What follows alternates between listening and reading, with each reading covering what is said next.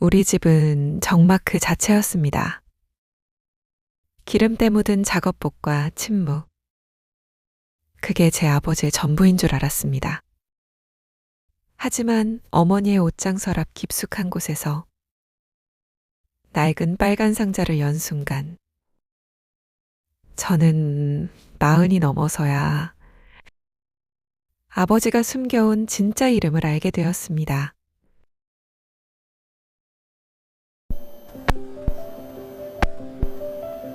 우리는 때때로 가장 가까운 사람의 시간을 가장 늦게 알게 됩니다. 말하지 않았던 과거는 사라진 게 아니라 그저 꺼내지지 않았을 뿐이라고 하지요.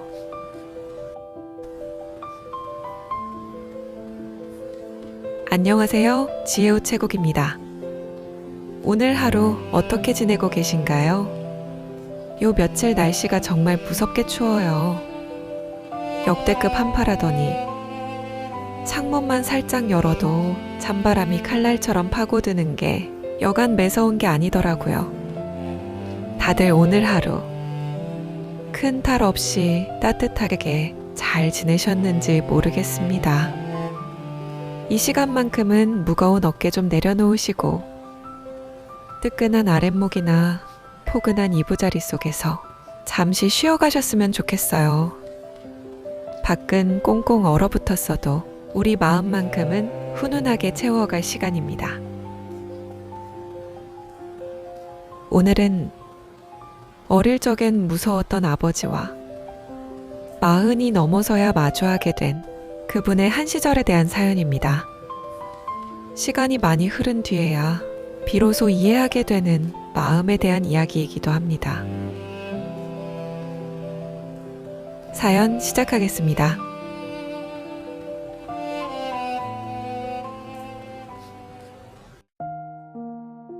저는 안산에 살고 있는 박진우라고 합니다. 이 사연은 제 아버지 이야기입니다. 그리고 솔직히 말하면 제가 평생 제대로 알지 못했던 한 사람에 대한 고백입니다. 저는 어릴 때부터 아버지가 무서웠습니다. 어릴 적 아버지는 말씀이 거의 없으셨습니다. 화를 내실 때도 소리를 지르기보다 그저 말없이 신문을 펼치셨는데 제겐 그 적막함이 어떤 고함보다 더 무서웠습니다.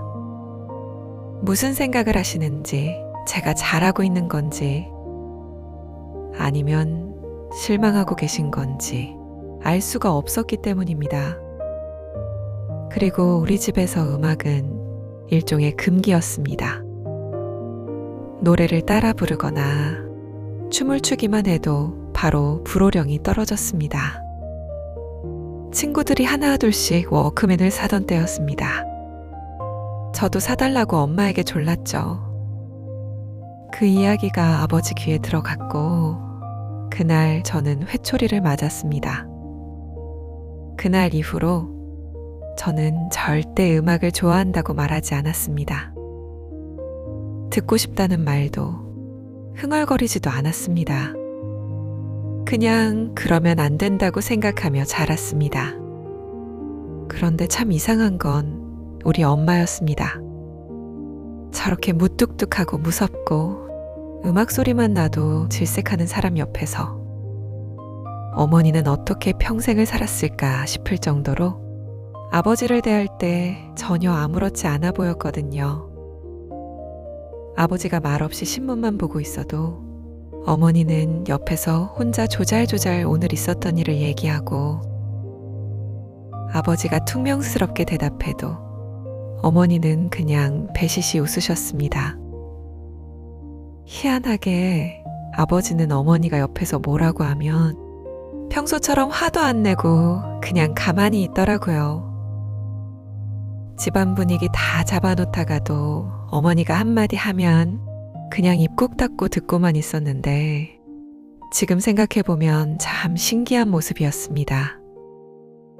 가끔 제가 대체 아빠 어디가 좋아서 결혼한 거야? 하고 물으면 어머니는 그냥 웃으면서 한마디 하셨습니다. 진우야, 네 아빠가 지금이나 저러지. 원래는 참 따뜻하고 재밌는 사람이야. 내가 몰라서 그래. 저는 그 말을 들을 때마다 속으로 콧방귀를 꼈습니다.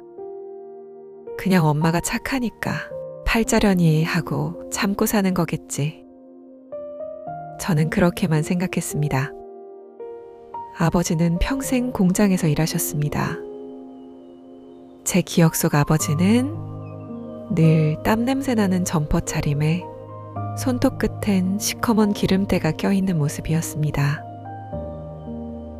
퇴근해서 집에 오시면 별 말씀도 없이 그냥 씻고 나와서 소주 한 잔 마시는 게 전부셨죠. 그러곤 바로 골아 떨어지셨는데 그게 우리 집의 흔한 저녁 풍경이었습니다. 저는 그런 아버지 뒷모습을 보면서 자랐습니다. 그러다 보니 머리가 좀 굵어진 뒤부턴 마음속에 도끼 같은 게 생기더라고요. 나는 커서 절대 저 사람처럼은 안 살 거야. 죽어도 저렇게는 안 될 거야.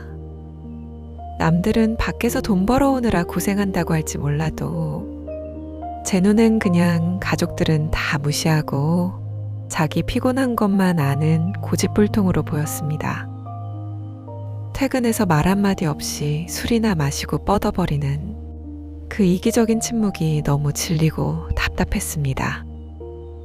말 한마디 붙이기도 무섭고 아버지랑 대화 한마디 제대로 안 통하는 그 집구석이 싫어서 저는 자꾸 밖으로만 돌았던 것 같습니다.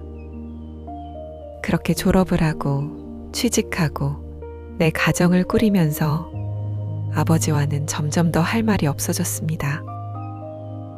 가끔 명절에나 마지못해 얼굴 보는 가깝고도 먼 사이로 그렇게 수십 년이 흘러갔죠. 아버지는 평생 몸담았던 공장에서 정년퇴직을 하셨습니다. 그런데 평생 일만 하던 분이라 그런지 일을 놓으시니까 그 무뚝뚝함이 병이 된 것 같더라고요. 온종일 집에서 멍하니 TV만 보시거나 베란다 방만 내다보시는데 그 거실을 가득 채운 침묵이 저는 너무 숨이 막혔습니다. 어쩌다 집에 들러도 아버지가 거실에 앉아 계시면 괜히 불편해서 금방 일어서게 되고 무슨 말을 걸어야 할지도 모르겠고 저한테 아버지는 여전히 어렵고 피하고 싶은 존재였습니다. 그런 아슬아슬한 공기를 중간에서 맞춰주던 건 늘 어머니였습니다. 그러다 작년 가을 평생 남편 눈치 보랴 자식 뒷바라지 하랴 본인 몸은 돌볼 줄도 모르셨던 어머니가 덜컥 대장암 진단을 받으셨습니다. 그날 이후 저는 아버지를 더 원망하게 됐습니다. 그 병적인 무뚝뚝함과 무관심이 어머니 건강을 한 번도 제대로 챙기지 않으셨다고 저는 생각했습니다. 제 원망은 극에 달했습니다. 아픈 아내 곁에서조차 입을 꾹 닫고 계신 아버지를 향해 참아왔던 비난을 쏟아냈습니다. 왜 이렇게 될 때까지 모르셨어요? 아버지는 변명 한마디 없이 고개만 숙이셨고 저는 그 침묵이 못 견디게 화가 났습니다. 거기엔 제가 평생 원망하고 무서워했던 아버지가 아니라 아픈 아내 침대 옆에서 어쩔 줄 몰라 하며 멍하니 앉아있는 낯선 노인 한 분이 계셨죠. 지난해 내내 고된 항암 치료를 묵묵히 받아내시던 어머니가 해가 바뀌고 며칠 지나지 않은 모레초 창밖을 멍하니 보시더니 제게 조용히 말씀하시더군요. 본가 가서 옷가지 좀 챙겨오고 옷장 서랍 안쪽 깊숙이 빨간 상자가 하나 있는데 그걸 가져다 달라고 부모님 집에 가서 옷장을 열었습니다. 옷 몇 개를 챙기고 서랍 안쪽을 뒤적거리니 정말 구석에 낡은 빨간 상자가 하나 들어있더군요. 대체 이게 뭐라고 병원까지 가져오라는 건가 싶어 슬쩍 뚜껑을 열어봤는데 그 안에는 웬 낡은 사진들이랑 종이 쪼가리들이 들어있었습니다. 무슨 사진인가 보니 나팔바지를 입고 머리를 길게 기른 채 마이크를 잡고 웃고 있는 젊은 남자. 사진 아래에는 이렇게 적혀 있었습니다. 명동음악다방 1978.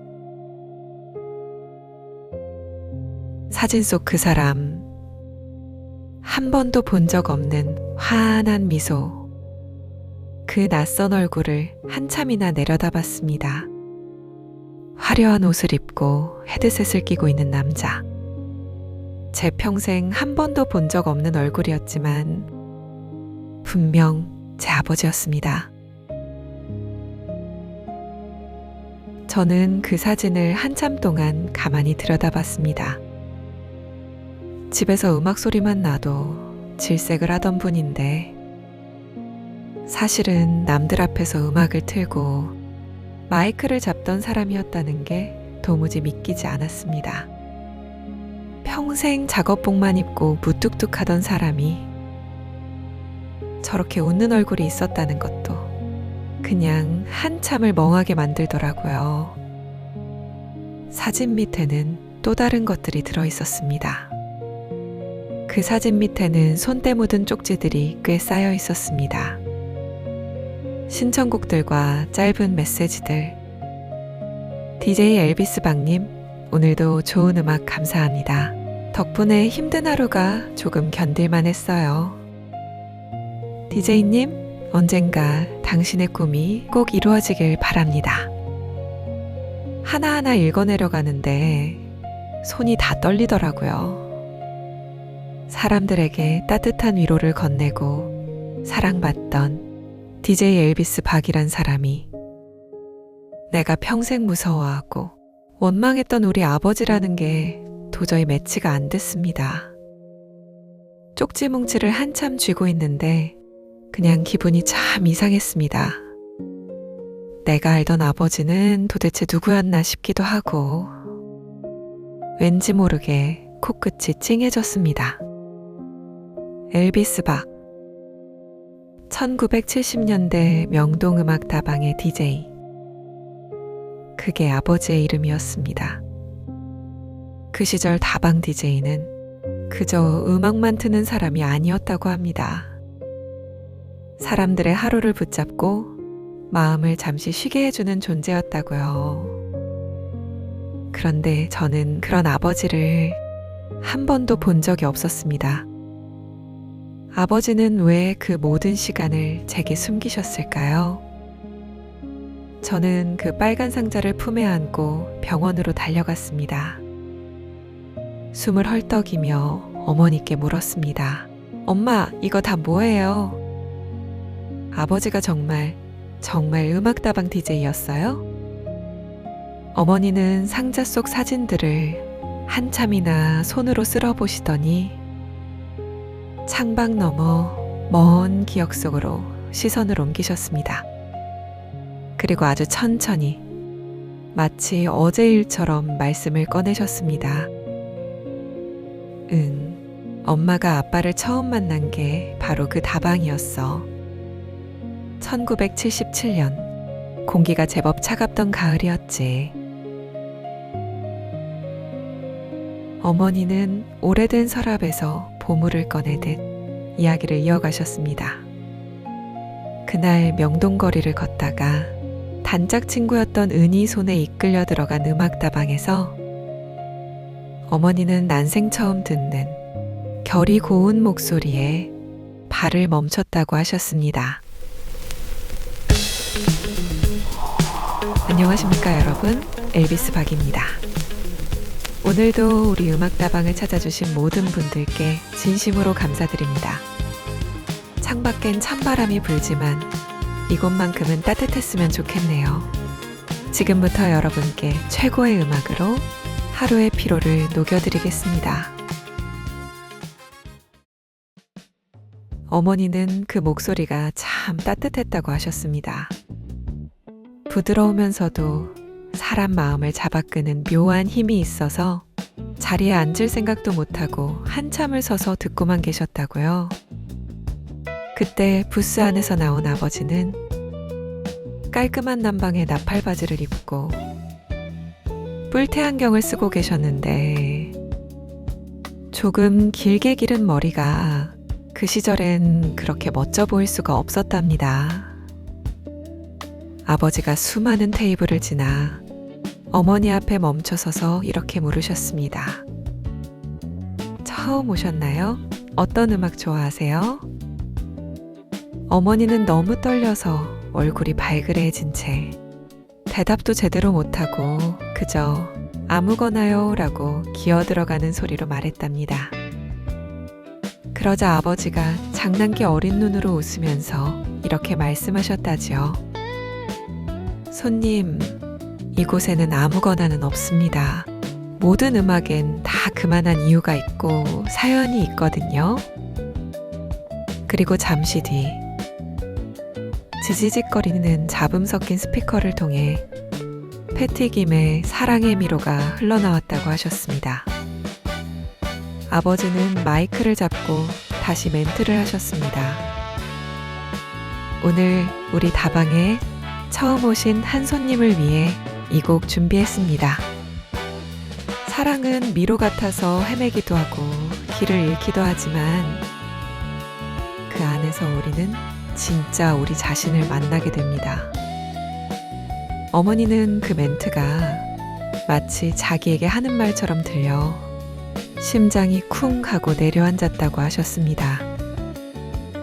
그날 이후로 어머니는 자주 그 다방으로 발걸음을 옮기셨습니다. 신청곡을 적어보내고 아버지가 읽어주는 멘트에 가슴 설레면서요.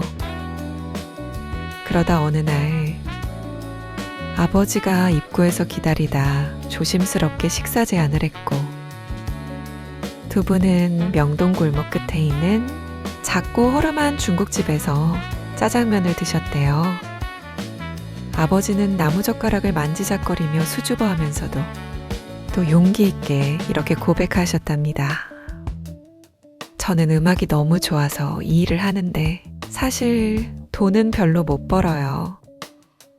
남들처럼 번듯한 직장을 다니는 것도 아닌데 저 같은 사람 만나주시겠어요? 그 투박한 물음에 어머니는 그냥 배시시 웃으셨답니다. 돈이야 버는 만큼 벌면 되고 남들 눈에야 딴따라로 보일지 몰라도 자기 눈엔 누구보다 멋있어 보였다고요. 그래서 어머니는 그 자리에서 딱 한마디 하셨대요. 고생 좀 하면 어때요? 우리 젊은데. 난 당신이 들려주는 음악이 참 좋아요. 그 말이 우리 가족의 시작이었던 셈입니다.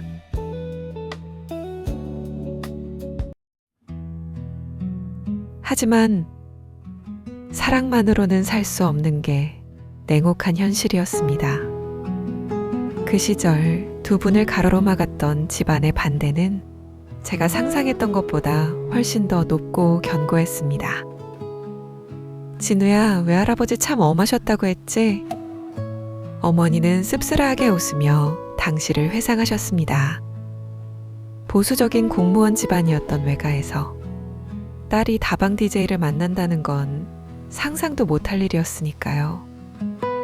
그런 건달 같은 놈이랑 무슨 결혼이야. 뭐 먹고 살라 그래? 정신 차려라. 외할아버지의 불호령은 집안을 통째로 뒤흔들었습니다. 세상 모두가 손가락질하는 것 같았지만 두 분은 몰래 1년을 더 만났습니다. 남들 다 하는 데이트 한 번 편히 못했어도 두 분은 그때가 생애 가장 행복했다고 하셨습니다. 그렇게 아슬아슬한 만남을 이어가던 1978년의 어느 봄날, 마침내 어머니가 먼저 아버지를 향해 손을 내밀었습니다. 우리 그냥 둘이서만 살아요. 우리 아빠 허락 없어도 괜찮아요. 갑작스러운 제안에 아버지는 한참을 멍하니 어머니를 바라보셨다고 합니다. 정말 괜찮겠냐고, 평생 후회하지 않겠냐고 되묻는 아버지의 떨리는 목소리에 어머니는 대답 대신 아버지의 손을 꼭 맞잡으셨습니다. 결국 두 분은 축복해주는 하객 한 명 없이 서울 변두리의 작은 단칸방에서 오직 서로만을 증인 삼아 부부의 인연을 맺으셨습니다. 화려한 예식장도 하얀 드레스도 없었지만 두 분의 인생에서 가장 찬란한 단칸방 결혼식이었던 셈입니다. 그 이야기를 듣고 있자니 제 마음 한구석이 아릿해져 왔습니다. 세상의 반대를 무릅쓰고 오직 사랑 하나만 믿고 뛰어들었던 그 시절의 젊은 어머니가 안쓰러워 저는 나직이 여쭤보았습니다. 그렇게 시작한 삶이 무섭지는 않았느냐고요. 어머니는 그저 희미하게 미소 지으셨습니다. 두려움이 왜 없었겠느냐고. 하지만 사랑하는 사람과 함께 우리만의 인생을 하나씩 읽어간다는 설렘이 그 두려움을 이겨내게 해주었다고 말이죠. 어머니는 잠시 숨을 고르시더니 잊고 있던 행복한 기억들을 하나씩 더 꺼내놓기 시작하셨습니다. 결혼 후 처음 1년은 참 행복했습니다. 아버지는 언제나처럼 다방 뮤직박스에서 음악을 트셨고 시간 날 때마다 음악 공부를 하셨다고 했습니다. 가끔은 집에서도 어머니를 앞에 앉혀두고 여러분, 오늘은 특별히 제 아내를 위한 노래를 준비했습니다 라며 멘트 연습을 하던 장난기 많은 남편이었습니다. 하지만 1979년 제가 태어나면서 현실의 무게가 내려앉았습니다. DJ 수입으로는 분유값조차 부족했고 아버지는 새벽 신문 배달까지 하며 잠을 줄였지만 결국 몸이 상하셨습니다. 그러던 1980년 여름 퇴근하고 돌아온 아버지는 이제 음악을 그만두고 안산 공장에 취직하기로 했다는 소식을 전하셨습니다. 어머니가 음악은요? 라고 묻자 아버지는 한참을 말이 없으시더니 대답하셨습니다. 우리 셋이 먹고 사는 게 먼저지. 음악은 나중에. 그 나중은 결국 40년 넘게 오지 않았습니다. 아버지는 혹시라도 다시 음악이 그리워질까봐 아끼던 LP판을 모두 버리고 스스로를 침묵 속에 가두셨습니다. 어머니는 제 손을 잡으며 말씀하셨습니다. 진우야, 아빠는 너 때문에 꿈을 포기한 게 아니야. 너를 선택한 거야.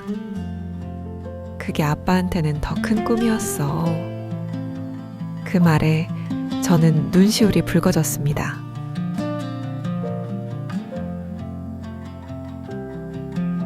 그 이야기를 듣고 난 뒤 저는 한동안 아무 말도 하지 못했습니다. 아버지를 어떻게 마주해야 할지도 몰랐고 무슨 말을 해야 할지도 몰랐습니다. 저는 아버지에게 그 잃어버린 시간을 단 몇 시간이라도 돌려드리고 싶다는 생각을 했습니다. 평생 작업복만 입고 소주 한 잔으로 시름을 달래던 사람이 아니라 한 시대를 풍미했던 엘비스 박으로 다시 서는 그 순간을요. 어느 주말 저는 아버지를 모시고 서울 근교의 작은 LP 카페를 찾았습니다. 카페 문을 열자마자 묵직한 LP 특유의 먼지 냄새와 오래된 종이 냄새가 훅 끼쳐왔습니다. 벽면을 가득 채운 수만 장의 LP판들을 본 순간 앞서 걷던 아버지의 발걸음이 우뚝 멈췄습니다. 아버지는 한참 동안 아무 말도 하지 않으셨습니다. 그저 떨리는 손을 들어 근처에 꽂힌 앨범 자켓 하나를 조심스럽게 어루만지실 뿐이었습니다. 그 순간 평생 굳어있던 아버지의 눈빛이 흔들리는 걸 보았습니다. 턴테이블 위에서 바늘이 지지직거리며 돌아가는 소리가 들리고 엘비스 프레슬리 노래가 흘러나오자 아버지의 발끝이 아주 미세하게 박자를 맞추기 시작했습니다. 몸이 기억하고 있었던 겁니다. 40년 전 명동의 그 뜨거웠던 리듬을요. 저는 미리 사장님께 부탁해두었던 음반을 틀어달라 요청했습니다. 바로 패티 김의 사랑의 미로였습니다. 어머니와 아버지를 이어주었던, 그리고 아버지가 사랑했던 그 선율이 카페 안을 가득 채웠습니다. 아버지는 자리에 앉아 천천히 눈을 감으셨습니다. 노래가 절정에 다다랐을 때 아버지는 아주 낮은 목소리로 제게 말씀하셨습니다. 내가 왜 너 어릴 때 음악 못 듣게 했는지 아냐? 노래 한 자락 들으면 다시 그 시절로 돌아가고 싶을까봐 그랬다. 그 시절이 너무 그리워서 한 번 들으면 이 손에 묻은 시커먼 기름때가 너무 싫어질까봐. 그리고 너만은 나처럼 흔들리지 말고 편하게 살길 바랐던 거야. 아버지의 그 고백에 저는 아무 말도 할 수 없었습니다. 아버지는 그리움을 억누르기 위해 스스로를 침묵이라는 감옥에 가두고 사셨던 겁니다. 그날 우리는 시간 가는 줄 모르고 그 카페에 머물렀습니다. 아버지는 서가에서 LP판을 하나하나 꺼내보시며 평생 담아두셨던 옛날 이야기들을 본물 터지듯 쏟아내셨습니다. 어떤 손님이 어떤 노래를 좋아했는지, 그때 명동거리에는 어떤 음악이 울려 퍼졌는지, 그리고 처음 마이크를 잡고 멘트를 할 때 손바닥이 축축해질 만큼 얼마나 떨렸는지까지, 그리고 수많은 여성들에게 고백을 받았지만 왜 어머니를 선택하게 되었는지도. 저는 난생 처음 아버지의 진짜 이야기를 들었습니다. 그곳엔 공장장도 일개 노동자도 무거운 책임감을 짊어진 가장도 없었습니다. 그저 음악을 사랑했고 꿈을 꾸었던 청년 박태수가 환하게 웃고 있었습니다. 그 순간 저는 깨달았습니다. 제가 평생 무서워하고 피하고만 싶었던 그 무뚝뚝한 뒷모습 뒤에 이렇게나 뜨거운 청춘이 숨쉬고 있었다는 것을요. 아버지는 꿈을 버린 게 아니라 가족이라는 더 큰 무대를 위해 당신의 청춘을 잠시 접어두었을 뿐이었습니다. 카페를 나오면서 아버지는 제 어깨에 팔을 살짝 얹으셨습니다. 평소처럼 앞질러 가지 않고 제 보폭에 맞춰 천천히 걸음을 옮기며 말씀하셨습니다. 야, 노래 참 좋다. 오늘 참 좋구나. 그 투박한 한마디에 제 마음속에 수십 년간 쌓여있던 높은 벽이 조금 무너지는 것 같았습니다. 아버지가 묻어버린 건 찬란했던 그 시절 엘비스박이 아니라 가족을 향한 지독한 사랑이었다는 걸 저는 40을 훌쩍 넘기고서야 그 낡은 빨간 상자를 열고 나서야 겨우 이해하게 되었습니다. 지금 어머니는 항암 치료를 받으며 힘겨운 싸움을 이어가고 계십니다. 힘든 시간이지만 우리 가족 모습은 예전과는 살짝 달라졌습니다. 아버지는 여전히 무뚝뚝하십니다. 살갑게 고맙다거나 좋았다는 말씀 같은 건 원래 못하시는 분이니까요. 병실에서나 집에서나 아버지는 늘 어머니 옆을 지키고 계신데 전처럼 그냥 멍하니 TV만 보시는 게 아니라 가끔 스마트폰으로 7080 노래들을 찾아 들으시더라고요. 제가 옆에 가서 앉으면 아버지는 슬쩍 화면을 보여주십니다. 야, 이 노래 말이다. 그때 다방에서 틀면 사람들이 그렇게 좋아했었다. 이제는 숨기지 않고 당신의 찬란했던 기억들을 하나, 둘 꺼내놓으십니다. 가끔 병실 창밖을 보며 그 시절 엘비스박이 된 듯 나지막이 노래를 읊조리는 아버지의 뒷모습을 봅니다.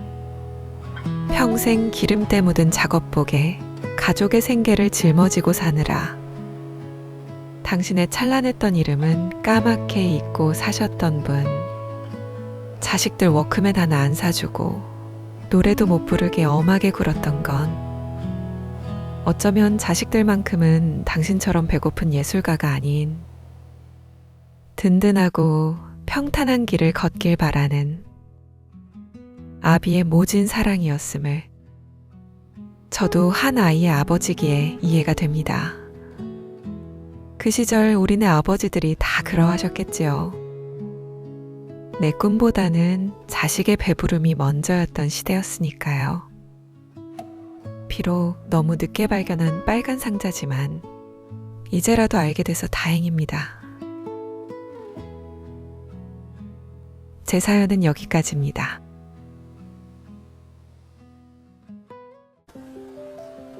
참, 그 무뚝뚝하고 무섭기만 보였던 아버지의 작업복 속에 저렇게 뜨거운 엘비스박이 살고 계셨을 줄 누가 알았을까요?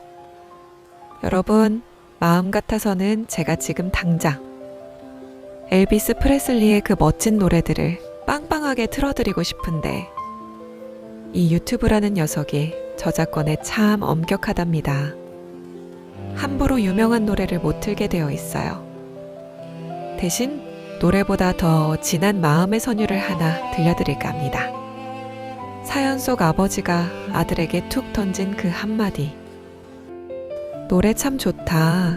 저는 이 말이 아들아, 나도 한때는 누구처럼 꿈 많은 사람이었단다 하는 고백으로 들리더라고요.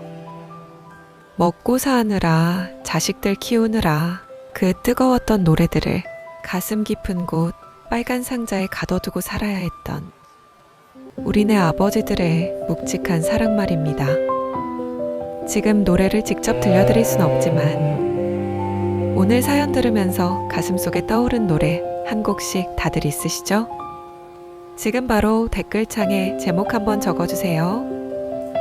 노래 제목만 봐도 우리끼리는 다 통하잖아요. 아, 이분은 오늘 이 노래로 그 시절 그리움을 달래고 계시는구나 하고 말이죠. 여러분이 남겨주신 소중한 곡들 제가 하나하나 눈 맞춰가며 다 읽어보겠습니다. 오늘도 자식들 뒤에서 묵묵히 버텨오신 당신의 청춘을 진심으로 응원합니다. 이야기 들어주셔서 감사합니다. 여러분, 감기 조심하시고요. 오늘보다 더 나은 내일, 더 지혜로운 사연으로 다시 오겠습니다. 지금까지 지혜우체국이었습니다.